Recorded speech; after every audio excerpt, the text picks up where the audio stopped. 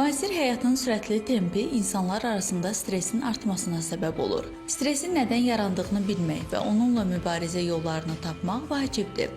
Davamlı və düzgün idarə olunmayan stres artıq bizi qorumaq üçün yox, zərər vermək üçündür. Bəs biz bu stresi necə tanıya bilərik? Yuxusuzluq, həzm problemləri, əsəbilik və gərginlik, bəzən ürək ritmində dəyişikliklər və təzyiq problemləri, konsentrasiya pozğunluqları. Stresi azaltmaq üçün müxtəlif yollar mövcuddur. Məsələn, nəfəs alma texnikaları, meditasiya, musiqi dinləmək və doğma insanlarla söhbət etmək faydalı ola bilər. Bundan əlavə, stresi aradan qaldırmasında idmanın da rolu böyükdür. Gündəlik yürüyüş, qaçış, üzgüçülük insanı həm fiziki, həm də mənəvi cəhətdən sakitləşdirir.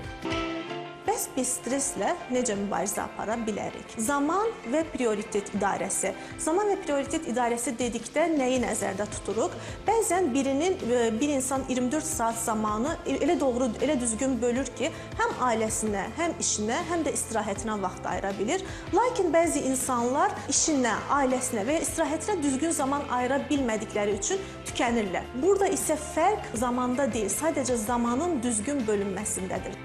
Sağlam həyat tərzi, mütəmadi idman və müsbət düşüncə tərzi stresin təsirlərini azalda bilər. İnsanlar özlərinə vaxt ayıraraq və düzgün seçimlər edərək daha sakit və xoşbəxt həyat sürə bilər.